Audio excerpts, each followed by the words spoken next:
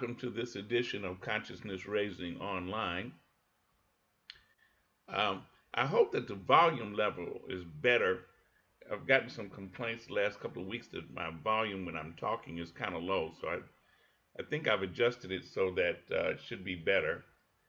Uh, if so, let me know.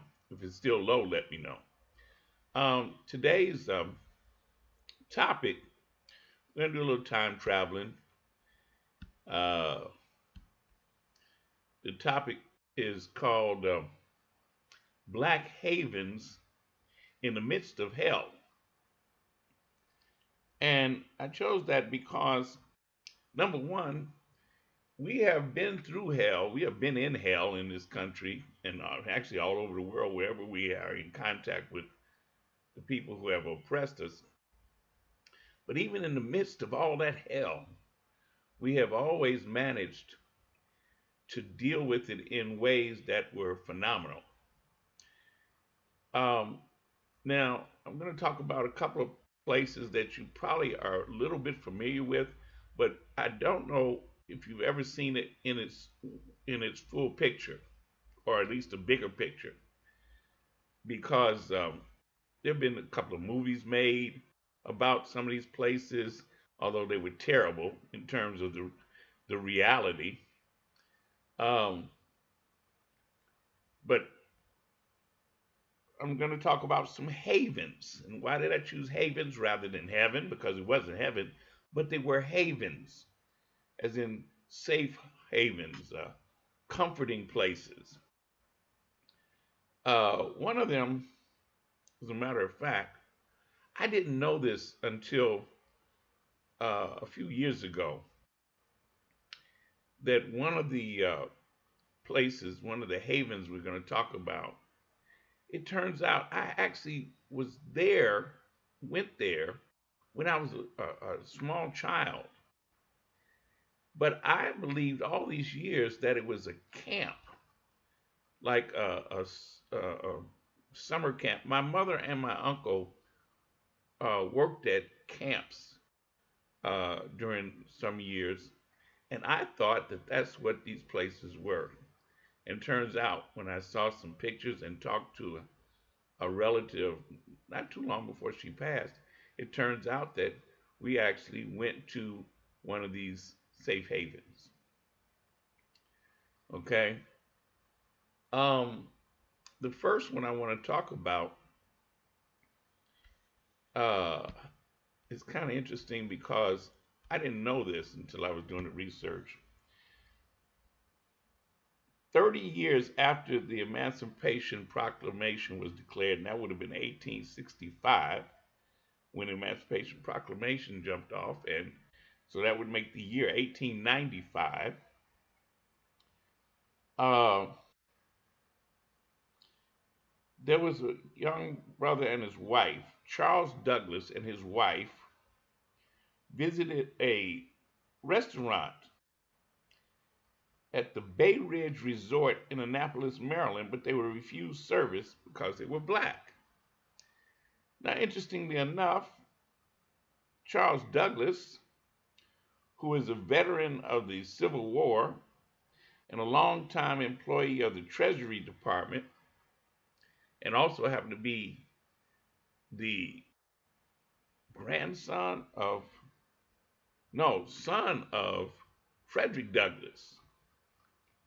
Well, he decided that since he and his wife got refused for that restaurant, he bought the 40-acre plot of land directly next door to the restaurant in 1893.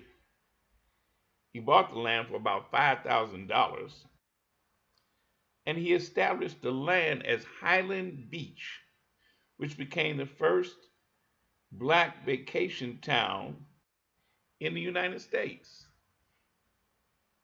I like that idea. They refuse your service, you just buy your own land and make your own stuff, right? You need to do that today. Now that was Highland Beach. And so um, Annapolis, Maryland. In there, it's some kind of naval base or something there. Now it exists, or it existed for a long time. And these are some pictures. That's a photo of uh, all female, I guess what do you call them, YWCA troop that went there. And so they went there. Now, what I want you to keep in mind while we're looking at these places is that when I say in the midst of hell, what we have to recall is that during these times, there was lynchings going on weekly, sometimes daily, but are definitely weekly. There were the white attacks on black towns and black parts of towns, black communities, whether it was, I mean, all over the country, especially 1919. Remember the Red Summer of 1919? And those weren't the only time. And then, of course, 1921, that was in Oklahoma. So it was it was a time of terror. Ku Klux Klan, they were having huge parades in Washington, D.C. at the Capitol and all up and down the streets of Washington, D.C. You've seen the photos by the thousands. And so it was a time when, if you were black, to have a safe haven was important. Now, one of them, Carr's Beach. Carr's Beach at one time was one of the leading beaches for East Coast black folks. It was called the beach. That's what they called it, the beach. Now, what's interesting is that right next door was Sparrow's Beach. There was Carr's Beach and Sparrow's Beach, and I'll tell you a little bit more about that in a second. But they were two of the major Chesapeake Bay resorts that catered exclusively to black people between the 1930s all the way up to the 1960s. Now, here's the deal, they were owned by sisters. There was Elizabeth Carr Smith and Florence Carr Sparrow. And so the beaches were a vacation retreat for black people. And the origins of Carr's Beach goes back to 1902 when Frederick and Mary Wells Carr purchased 180 acres of land, farmland, on the Annapolis Neck Peninsula.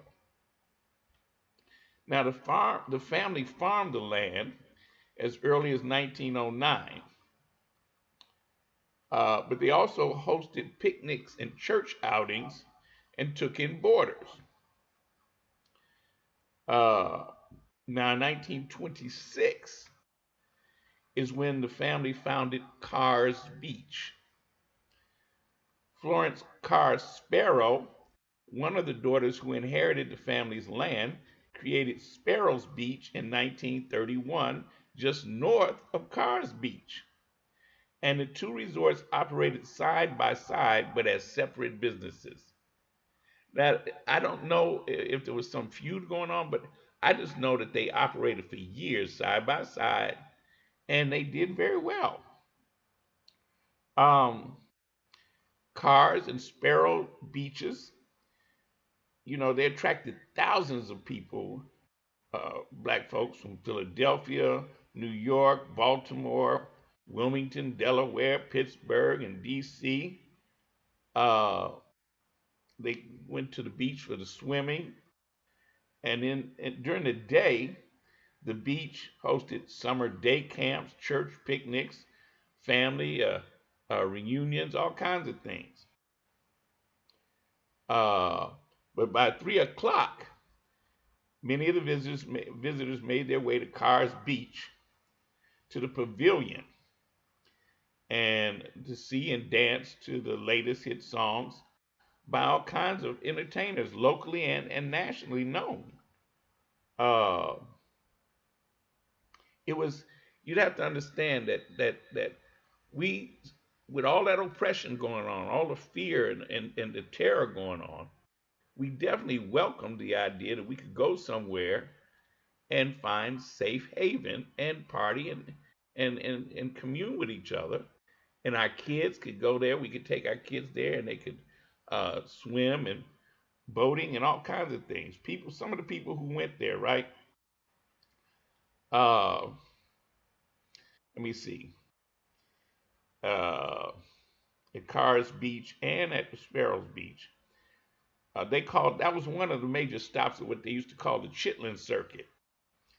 Okay, and among the entertainers that perform there regularly on weekends during the summer months, people like Billie Holiday, Duke Ellington, Count Basie, Ella Fitzgerald, Dinah Washington, Lionel Hampton, Ray Charles, James Brown, Jackie Wilson, Fats Domino, Buddy Holly even appeared there.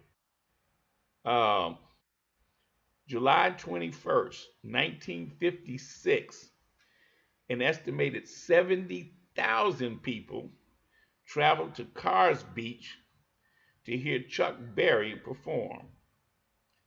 Uh, of course, that was way too many people. Most of them didn't get in, so they really went to the beach and hung out on the beach and stuff because they were filled to capacity. Sadly, though, by the early 1960s, although in the early 60s you still had people like Little Richard, Lloyd Price, Etta James, Aretha Franklin, the Shirelles, the Coasters, the Drifters.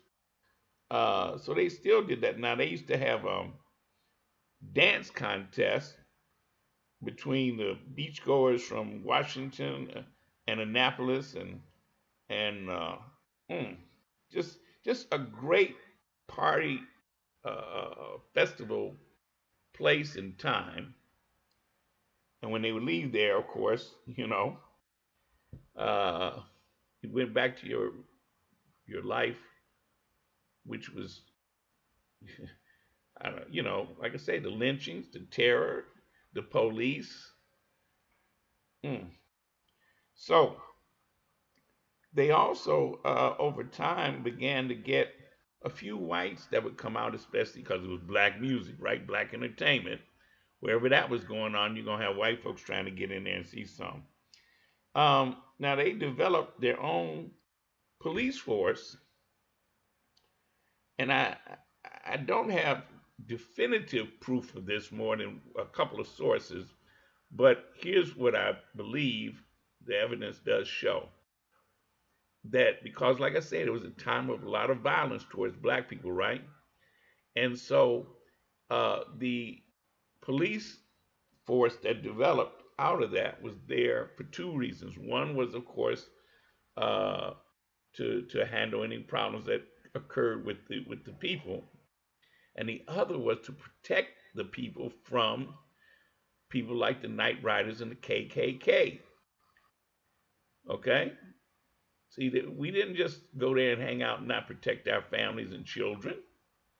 You know that down in further in the South where they had the churches and stuff where they were bombing and shooting up black folks. That's where the first where you had the Deacons for Defense developed in the South.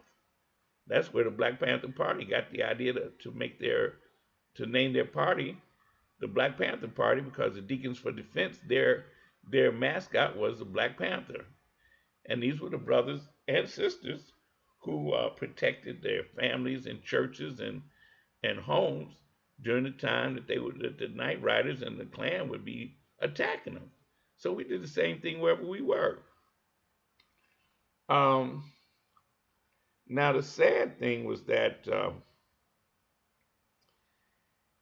by the middle '60s and what people have called integration, the popularity of the Carr Sparrow beaches began to wane, like we saw all over the country.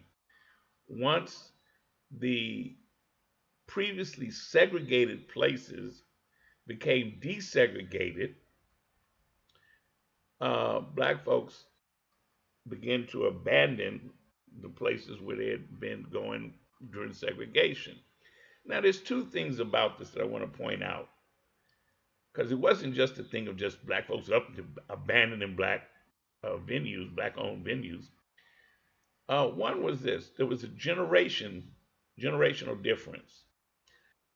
A lot of the younger people, when they had the opportunities to go places where their parents were not allowed to go, they went because it was new and open to them. And there was this idea that it was, worthy to go places where, we couldn't go before. Secondly, was the reach out by white establishments to pull in the black dollar. See, we can't ignore that. See, that gets overlooked. There was a reach out by or outreach by white businesses to get that black dollar. And so they offered their services where to younger black people in particular, uh, because of that. They wanted that money. And there was some black folks that would go, even though they might still get mistreated a little bit, but they thought it was cool because they were able to do this where their parents or their grandparents couldn't go. But Carr's Beach and Sparrow's Beach, they were historic. And so if you have grandparents probably uh, who are still alive, ask them if they ever went to, if especially if they were on the East Coast. Ask them if they recall Carr's Beach, Carr, and Sparrow's Beach. Okay. Um, Now, this one I didn't really know a lot about, and that was this place called Atlantic Beach in South Carolina. Now, this is in the Sea Islands of South Carolina. There's Atlantic Beach, which was better known as the Black Pearl. Uh, Now, this was a place that was mostly a vacation hub for wealthy black physicians from North and South Carolina in the 1940s to the 1950s. And it first jumped off, they first started in the 30s for the same reason, a safe place for black people to go. And, if they were doctors and other, you know, black folks that had a little bit more money, that didn't make no difference to the Klan. Okay. So they would go there to swim and fish and dance in the sand without the threat of prejudice. Now, it was also, it became its own municipality in 1966, made it one of the few African American owned and governed beach communities in America. Uh, now here's the thing about Atlantic Beach. The first foundation of Atlantic Beach and the surrounding sea islands was by the Gullah Geechee people. These were descendants of Africans who were brought to the United States from West Africa. And after the emancipation in 1863, the Gullah Geechee people took over the lands of their former slave owners and made it their own.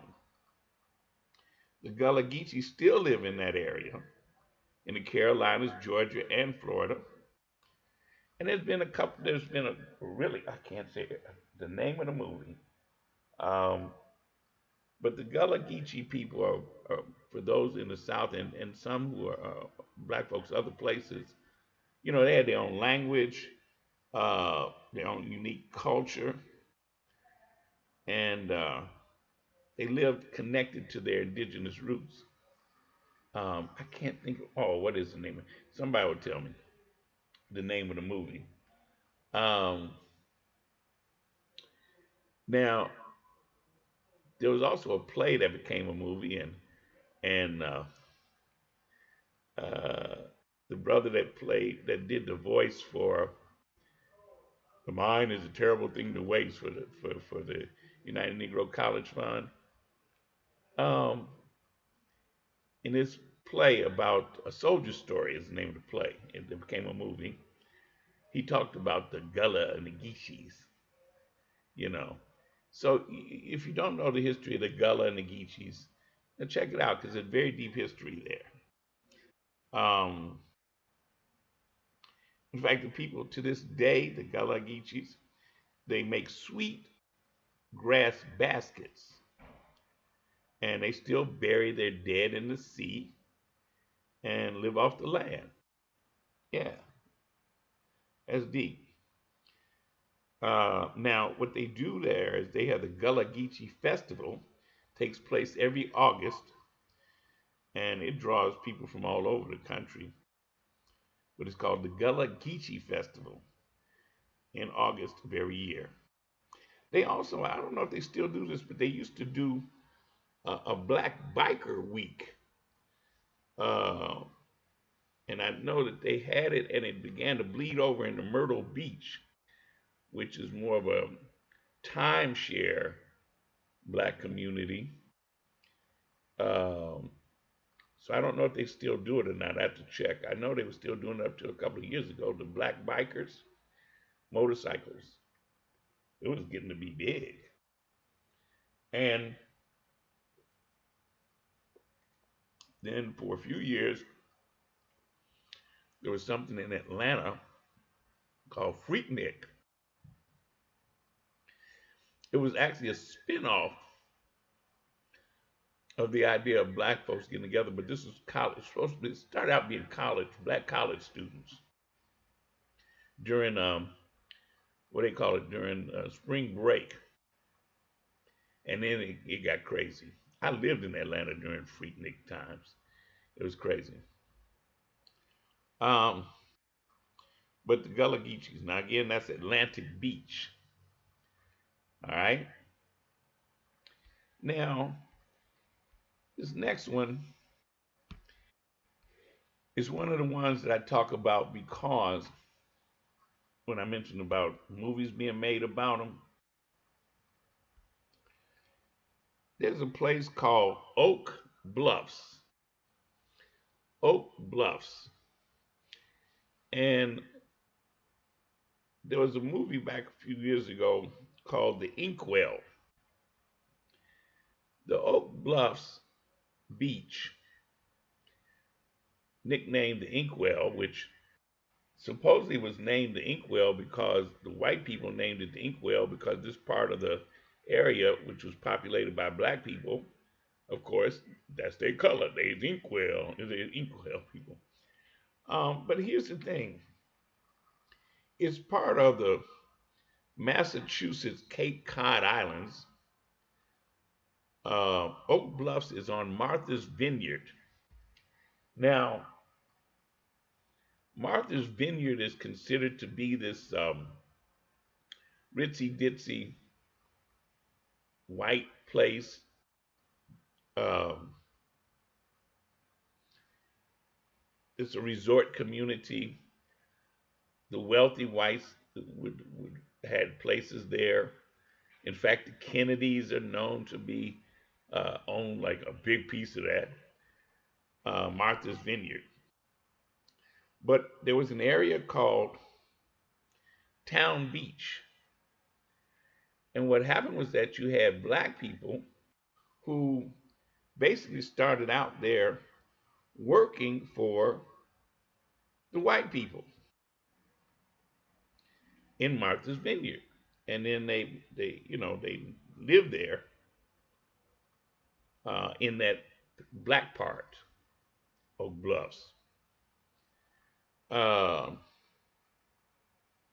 then what happened was that apparently land developers saw money to be made uh, by setting up for summer visits. And so more and more black people started coming there uh, in the summer working for the white families, and then some decided to stay there and they lived in the black part. Okay?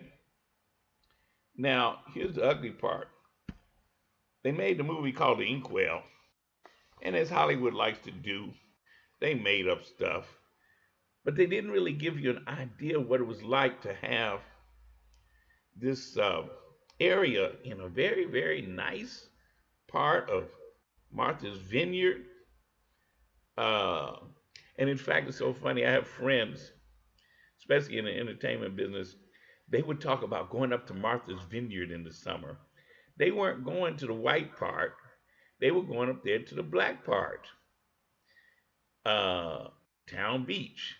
But they didn't tell their friends that they were going up to the black part. They would say Martha's Vineyard like they were going to the white part. Uh, there was a gentleman by the name of, well, a couple, Charles and Henrietta Shearer. They started out as a laundry in 1903, but then in 1912 they created Cottage as a summer inn. And the cottage is one of the oldest and most well known of these establishments for black folks uh, on Oak Bluffs. Their daughters, granddaughters, and great granddaughters have continued to manage this place even down to today. Um, Now, here's what's deep. In Oak Bluffs, especially middle class black vacationers rented at affordable prices or purchased cottages for less than $30,000 from the 1950s through the early 1970s. By 2010, many of these properties were worth 15 to 20 times their original sale prices, making Bluffs one of the wealthiest of black resort communities.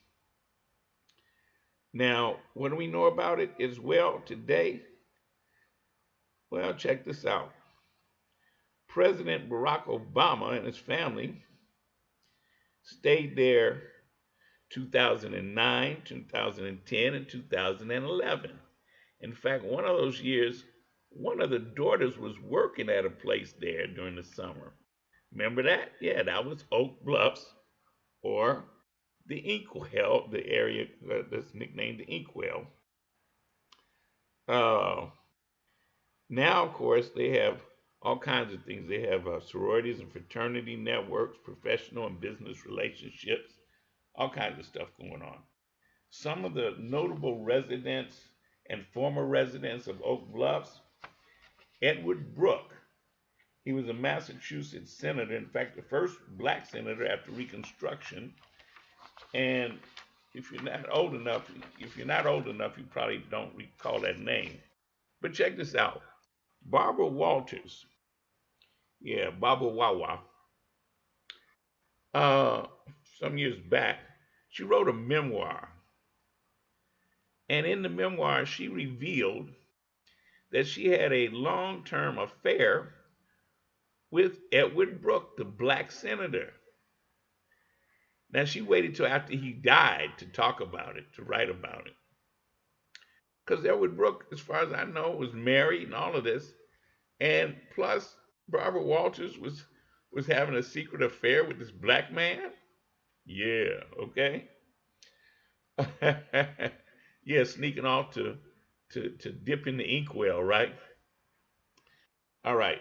Henry Louis Gates Jr. He was a, Skip Gates. Yeah, he's a present resident. His daughter uh, has written about living up there. Charlene Hunter Galt. She's a journalist and author. She was actually when she was in college, she helped desegregate one of the colleges or universities in the South. I don't know if it was University of Alabama, one of those. We look her up. Her name was Charlene Hunter Galt, but her name was Charlene Hunter back then. Reggie Hudlin, the twins, Reggie and the Hudlin brothers, they grew up there too.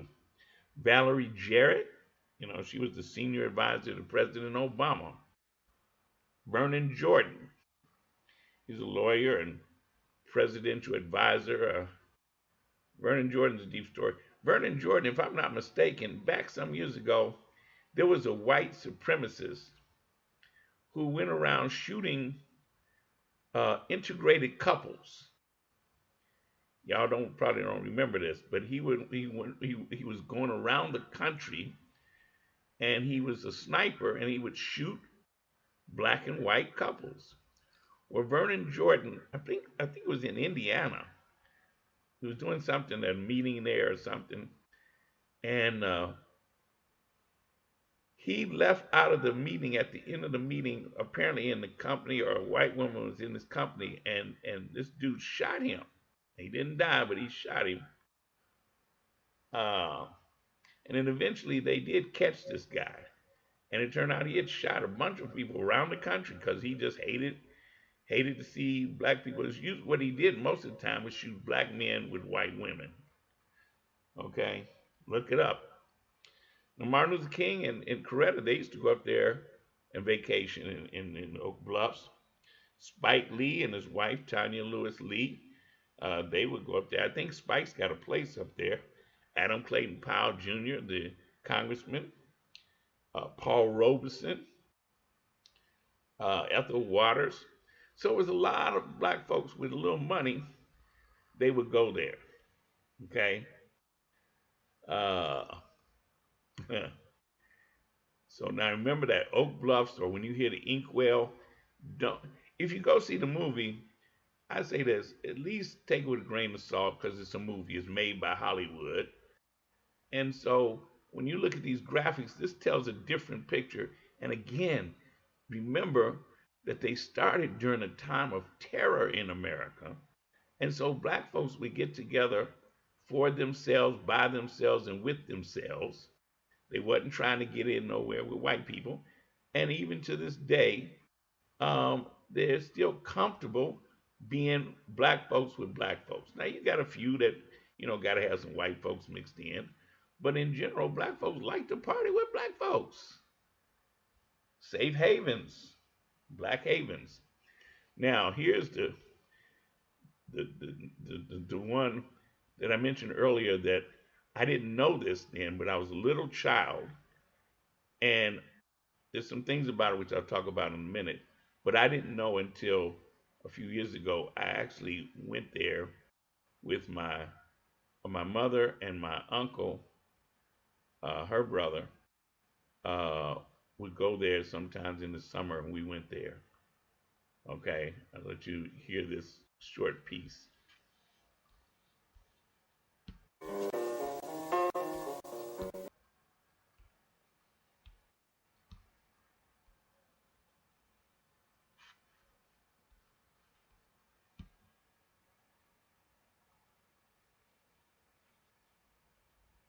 Say the name was synonymous with the intentions of the group to have the men idle and the women wild. The Idlewild Resort Company originally consisted of E.G. Branch, Albert Branch of White Cloud, who happened to be white, and H.E. Wright and W.M. Lemon of Chicago, who were African Americans. They ran the sales department for the company. 3 years later, in 1915, Leela Wilson and husband Herman O. of land surrounding what they aptly named Paradise Lake. They built a hotel, a grocery store, and the Paradise nightclub, bringing paved roads and electricity to the area for the first time. The Wilsons were African Americans. At this time in history, Europe was at war, and the United States would soon be committed to the effort. In 1918, many African Americans would be leaving for France, even though the armed forces were segregated. Also at this time, many African Americans were moving to the north to enjoy the fruits of the Industrial Revolution. They were finding employment in cities like Detroit, Chicago, Indianapolis, and Cleveland. But segregation was still a part of life. Even though many had expendable incomes, they couldn't frequent white-only establishments. Thus, the beginning of Idlewild. Now, Idlewild. And I hope that you could hear everything that was said about Idlewild, how it started. Some white men actually bought the land, and then they started selling and renting places up there. And black folks would go up there. And again, they made a movie supposedly about Idlewild. It was a terrible movie in terms of showing what it was really about. But again, I want you to just get a feel for it. That's why I got now. There's no sound on this, but I wanted you to be able to see some things and just put yourself there and understand this was during. Let's see, this one started in oh 1910s, 1920s, and black folks would come, especially in the Midwest. This was the nicest place in the Midwest. Okay, uh, they were so cool, and literally there was a big lake and all of this, and so black folks would come up there and they would party. Now some of the people, look, this place was not no joke. Um, as many as 25,000 people would come in the height of the summer season to enjoy swimming, boating, fishing, hunting, uh, camping, horseback riding, night and oh, especially nighttime entertainment. Okay, uh, so and they you had these little pageants and stuff like that. It was like cool. Black folks and the children especially could go there and they could do all these things. That's why I thought it was a like a summer camp, like the YMCA camps or something like that. When I went because I was a child, and so um, some of the entertainers, right? Della Reese, Al Hibbler, Bill Doggett, Jackie Wilson, T-Bone Walker, George Kirby, the Four Tops, Brooke Benton, Lottie the Body, Lottie the Body Graves. You have to look her up if you don't know who she was. Aretha Franklin, B.B. King, and some people even built homes there, like W.B. Du Bois, Madam C.J. Walker, uh, Dr. Daniel Williams of Chicago is the first person to perform open heart surgery. Um, some of the policy kings too. So it was called Black Eden. So they mostly people from Detroit, Chicago, Indianapolis, St. Louis, um, and it was actually in Michigan. Idlewild was in Michigan. It was one of the places where we could go and just enjoy ourselves. Now, um, it had nightclubs, more than one, after hours joints. It had hotels, motels, beauty shops, barber shops, and some great restaurants. And as you look at these graphics, put yourself there. Think about it. If we could do this today, because again, we owned it, we controlled it, and we protected it. Again, same thing, because this is Michigan, okay? Um, there were patrols. Now the children never even didn't even realize that that there were patrols that patrolled the outer parts to make sure that they did not get attacked.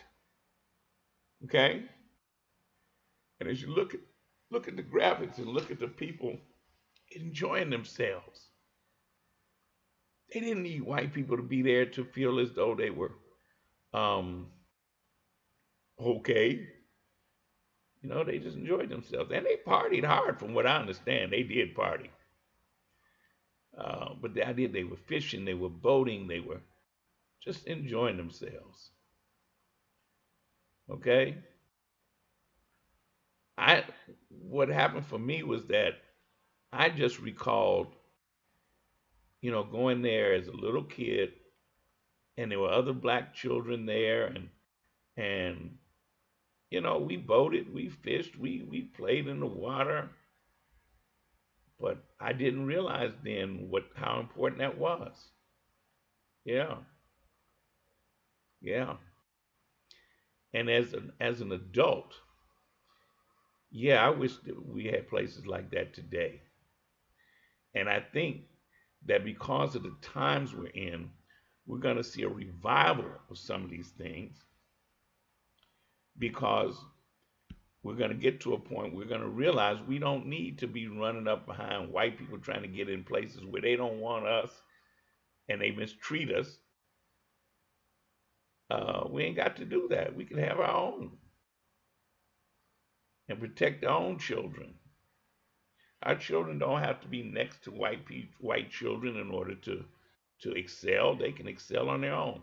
One of the things as I close that I want to mention is this: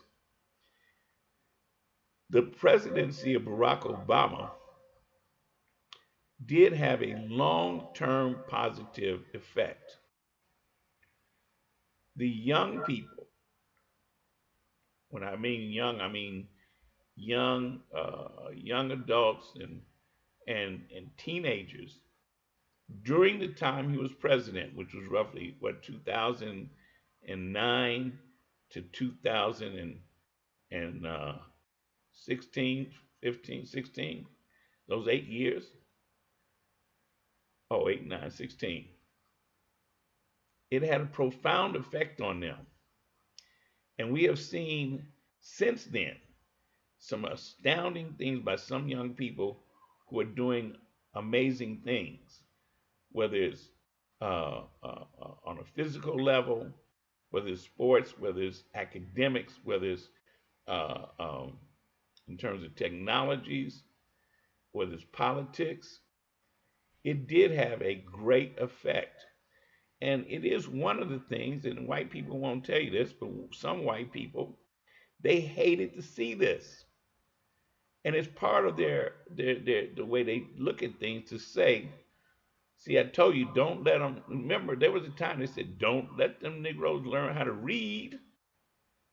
Okay? Don't let them learn how to do this or that because they knew that we would excel. And so that's part of why you see a reluctance on the part of some so called liberal whites to not do more to try to stop Trump and the Trump type people because they want black people to be held back.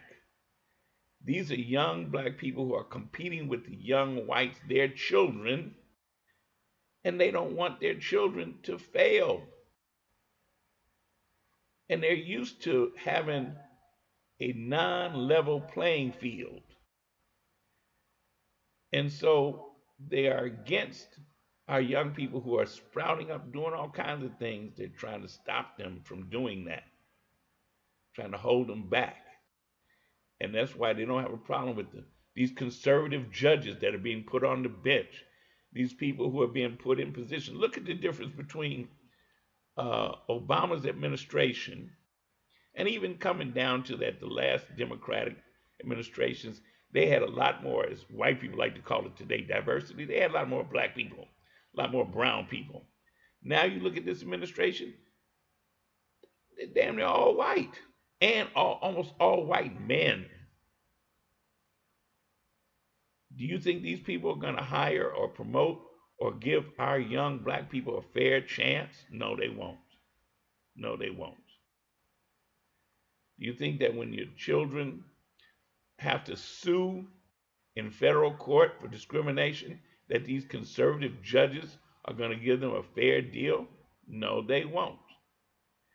We just witnessed in this past week from when I'm doing this. In fact, I'm doing this on a 020202 020202 0202 2020, which is a palindrome. It's really weird. But anyway, we just witnessed the past week the U.S. Senate doing what we knew they were going to do, which was to basically allow for